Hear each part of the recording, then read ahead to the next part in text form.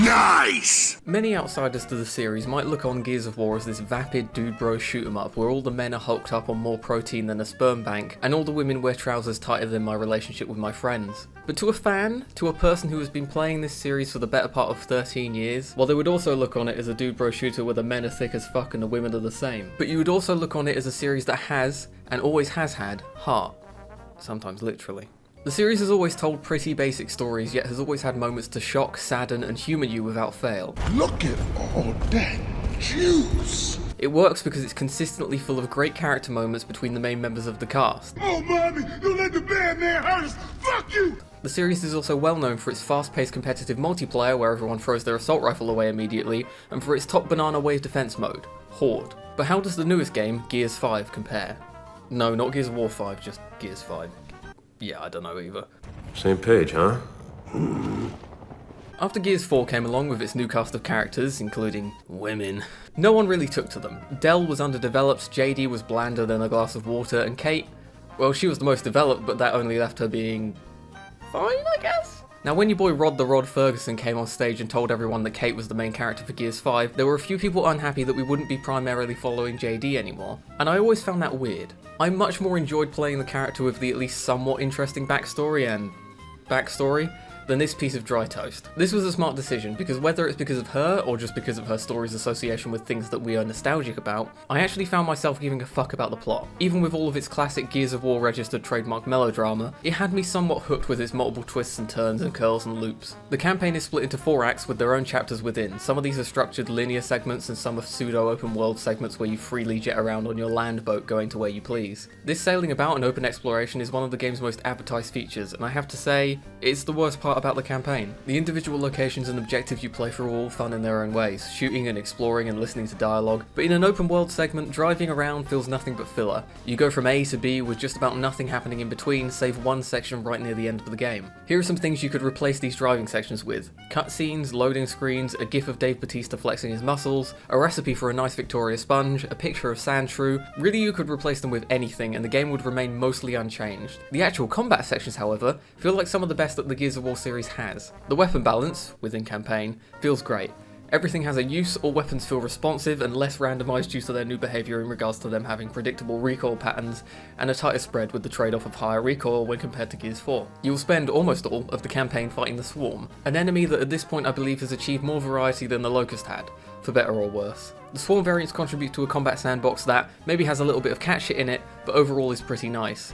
One of these sandboxes that looks a bit like a turtle. Juvies will rush you whilst Bastions provide shields to Scions that will fuck your ass, snipers will snipe, grenadiers will grenade, and your parents will continue to be very proud of you. The one standout negative in the enemies is one of the new enemies, the Flocks.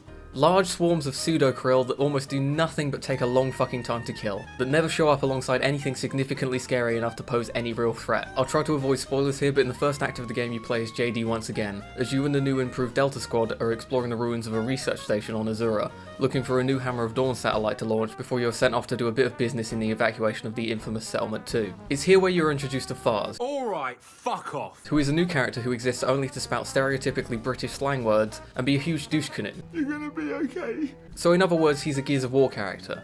I hate him.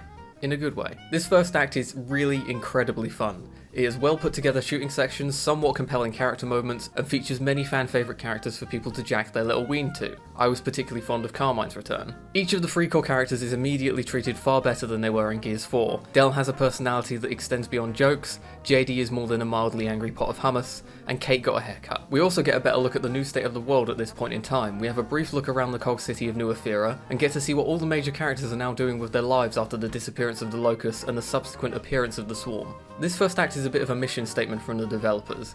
It shows the blending of the old and the new, with the new characters intermingling with the older ones. It has new enemies and new weapons and shows off the better attention to character development, and has returned to the classic Gears of War balls to the wall all-out war theme that was missing from Gears 4. Act 2 is a bit more of something new, however. This is the act where you take control of Kate, and this is the act where the open levels start popping up and holy hell does the game slow down. Once you get past the initial admiring of the scenery, it really does feel like a slog. This act of the game will have you discovering many very interesting bits of information relating to the past and to the twist at the end of Gears 4. We see some nice moments that show the bonding between Kate and Del, as well as Del's evolution further away from his previously non-existent characterization. This act ends on a nifty boss fight and a few story bombshells the size of which aren't seen since August 9th, 1945. Act 2 is probably the worst for combat, but the best for plot, so you can form your own opinion on that one. Act 3 is near enough the same in the open world segments, but a little bit more compelling in the other parts. Act 3 sees the reuniting of all members of S Club 8, also known as Delta Squad. Delta need to get to a place to do a thing with a space laser, which is all very plot-filled, and along the way they need to help some Arabic people fight some squids. This act also culminates in a boss fight, but this time it's a little less interesting. You just kind of shoot some giant wall assholes and fall down a bunch, but that's a nice set piece, I guess. Act 4 is the final act and takes place as the Swarm are attacking Redacted. And this was undoubtedly my favourite part of the game. The action is constant and unyielding, much like you'd imagine from the game series that put a chainsaw on a fucking gun. You were constantly fighting through the streets from objective to objective, with barely any time to breathe. The battle is raging on around you, and you feel surrounded by danger like you've tripped over in the mosh pit of an Ed Sheeran concert. You're hopping in and out of the back of a truck, defending checkpoints, killing Swarm with the Redacted. Not only this, but we get some of the most emotional moments in the game, whether it would be the part where Kate makes a certain decision, or the part right at the end of the final boss fight. As a person who in a ways grew up with this series, this final act feels truly Gears of War to me. It has the balls to the wall, gore-filled ice cream with a heavy serving of ASCII sadness sauce on top. The story had some passing effect on me. Yeah, sure, I wasn't sat there crying to my homies on Xbox Live like when Dom died, but I was far more invested than I was in fighting robots for 2 hours in Gears 4. One thing I would say about the story as a whole is that it hinges too much on nostalgia. We spent most of the game picking through the rubble of old buildings we blasted through 10 years ago in past games, and as much as I love Gears 2, after the 17th cameo, the whole milking starts to make my titties a bit sore. All in all, I call it one of the best shooter campaigns I've played in a long time. That final boss fight was fucking naff though. That's the length of 5 football fields. Just shy of half a mile. First up in the multiplayer lineup, I wanted to talk about Escape. Not because it's particularly noteworthy, but more because I have next to nothing to say about it. Escape was the free-player, very heavily advertised PvE game mode new to Gears 5. Basically, you're on a timer and you have to get from A to B with very little ammo, and that's literally it. Look, it's quite fun as it is, and I can see the weekly rotation of new maps bringing me back to it, but it doesn't really seem like there's much to it. There is a map making tool for it that I find to be limited, and I can't really get the community maps to work that often thanks to the utterly bugified servers.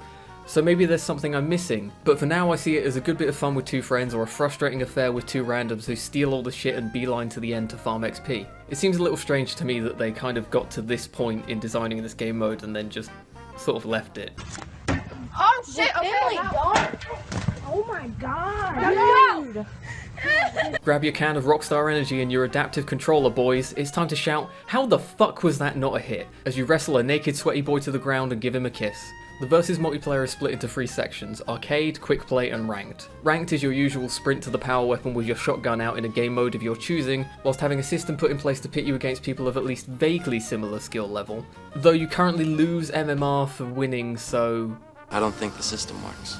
you can choose to play, jump in and die, shoot people less, shoot people in circles, and the worst game mode. Gears still features the map design philosophy it's always had in terms of complete symmetry with power weapons placed in areas that control the flow of the match. This game, however, features far too many insta-kill environmental hazards for my liking, but I guess some people like to die to RNG in a ranked game mode. Between the lasers on Exhibit, the spawns on Asylum, and the hill on Bunker, I'd say this is one of the weakest launch map pools that Gears has had. Quick Play is much the same as ranked, except you don't get to choose your game mode, and there's no rank. And Arcade, well, we'll get to Arcade in a minute.